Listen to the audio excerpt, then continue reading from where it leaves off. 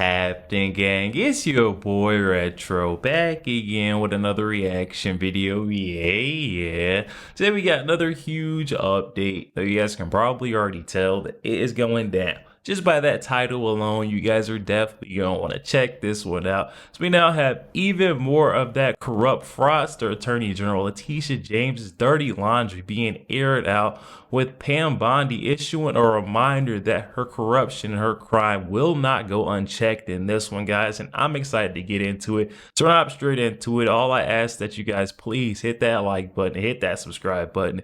Without further ado, let's get straight into it, folks. Check this one out. New York taxpayers who had to foot the bill when the state's attorney general went after Trump could now be on the hook for AG Letitia James' legal defense fees as she tries to battle mortgage fraud charges. Now, the DOJ has opened an investigation into New York Attorney General Letitia James over loans and property purchases that she made in both New York and Virginia. And now she is trying to use taxpayer dollars to pay for her personal legal fees. What do you make of this and the fact that there is even a provision in the state's budget to cover an official's legal defense fees? Yeah, wait a minute. The legislature snuck in $10 million to make sure that the taxpayers pay for whatever legal defense she has against Donald Trump. She accused Donald Trump of the same, and yet, as her lawyer, Abbott Lowell, said recently, it was just an error. We made a mistake. Even alleging that her father was her husband, her spouse, that was a mistake. Yes, we made a few errors, but we later corrected that in the document. Just go back and look. Come on. This is why the Justice Department has opened an investigation. Now, y'all, as you probably already know, Sam Antar is the person who originally started popularizing the fact that Letitia James may have committed mortgage fraud multiple times in her life. He's the person who brought it to the forefront, and now he's calling out the media for covering up for Letitia James. He's talking about a recent MSNBC story. He calls it a cover-up, and he says that they hid all of this from viewers. He says they hid that James swore the Virginia home would be her principal residence for a sweet mortgage deal, according to Antar, then launched Trump's trial in New York just 46 days later. He says that she spent 20 plus years claiming that her 5-unit Brooklyn building has 4 or fewer units to cash in on federal subsidies that she was not eligible for. And he says MSNBC hid from their viewers that her New York financial disclosures list magical, quote, phantom loans, unquote, that apparently exist in an alternate universe, while forgetting her real mortgages that are documented in public records. You can go to whitecollarfraud.com to read up on all of Antar's investigations into James. And y'all, looks like the cover-up is real, at least according to Antar it is. And speaking of cover-ups, y'all, and this is something that TD talked about that I mentioned earlier, so let's look at this. Internal documents confirm, according to the New York Post, that Letitia James, as Attorney General, knew about her AIDS harassment scandal well before the election. Now to a developing story tonight. Stunning allegations against Attorney General Tish James of New York that when a top aide was accused of sexual harassment, she kept quiet. Some say that she's handling it far differently than her aggressive investigation of former Governor Andrew Cuomo. CBS 2 political reporter Marcia Kramer here in studio with more on this story. Marcia? Well, Christina Maurice, the charges are coming from one of the women whose allegations of sexual harassment led to the resignation of the Attorney General's closest aide, her longtime chief of staff. She raises many questions about how the case was handled, and others have wondered why the Attorney General waited until after she won re-election to make the case public.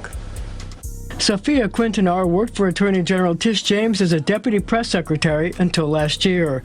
She is speaking out tonight as both the victim of sexual harassment from James' chief of staff, Ibrahim Khan, and as a former employee who doesn't understand how her case was handled differently from the sexual harassment case brought by the office against former Governor Andrew Cuomo that forced him to resign.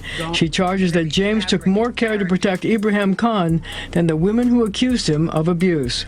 I find it just appalling to see how the office handled this publicly, Ms. Quintanar, 33, said in an interview with the New York Times. Me and the other victims, we deserve the same vindication that was given to those other victims that she stood up for. It shouldn't be any different because it happened in her house. Sophia Quintanar said she was referring to how Tish James protected the 11 women she claimed were victimized by Andrew Cuomo. She said Khan touched her inappropriately after a Brooklyn fundraiser and kissed her against her will. One of the problems for the Attorney General is that she didn't disclose the investigation of Khan until last week, even though the probe of the charges was going on while she sought re-election. And it wasn't until today that she offered a public defense of her actions, saying, quote, "My office treated this matter as aggressively as every other matter that has come before our office.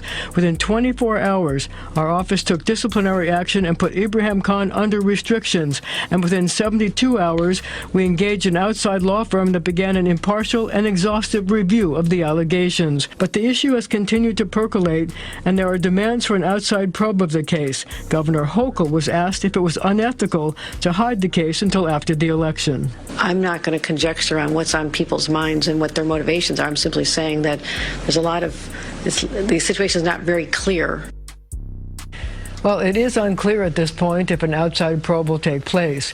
Democrats control both the Assembly and the Senate, but they may be pushed to do something to show their impartiality.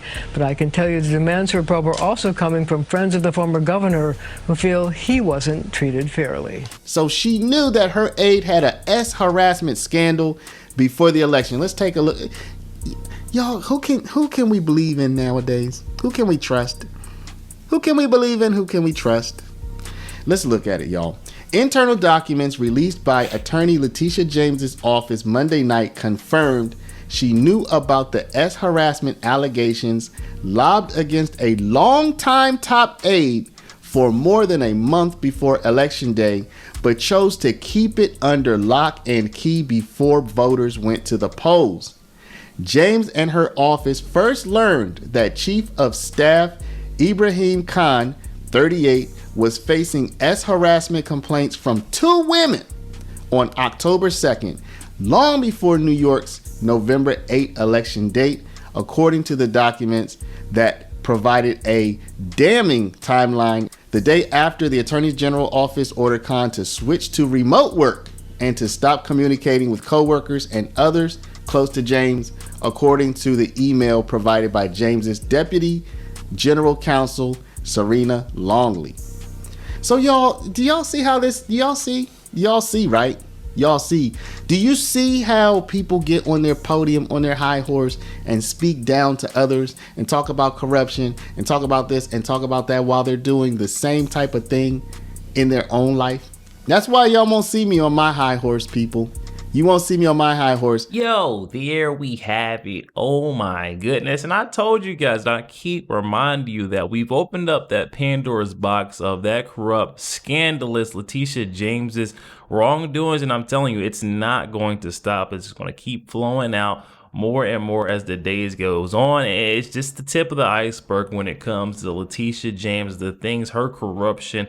Now she's involved in a cover-up, a massive cover-up, cover-up within her office, allowing people to be victims and not holding these assaulters, accountable for their actions. That's absolutely insane, especially her being a woman. You would think she would advocate for other women who have been victimized, but nope. Letitia James cares more about getting reelected in so she can continue to come after Donald Trump and enrich herself through her office, more so than she does about the safety and well-being of those in her office, her staff. And that's exactly what we're seeing folks turn on her by the day inside of that office, because you could just tell Letitia James is one of those bosses who doesn't take care of or doesn't care for their staff very much. And anybody who's been a manager in a high level position in control of an office knows if you're that boss and your employees don't favor you, they'll turn against you, they'll tell on you for just about anything. And I think that's what's going to be the straw that breaks the camel's back when the staff starts to release this evidence, the tidbits that really incriminates Letitia James, guys. But definitely hop in the comment section. Comments are open, and I'm excited to hear what you guys are thinking about this one. Also, make sure you guys please hit that like button, hit that subscribe button. If you'd enjoy more content like this, Catch you guys on the next one.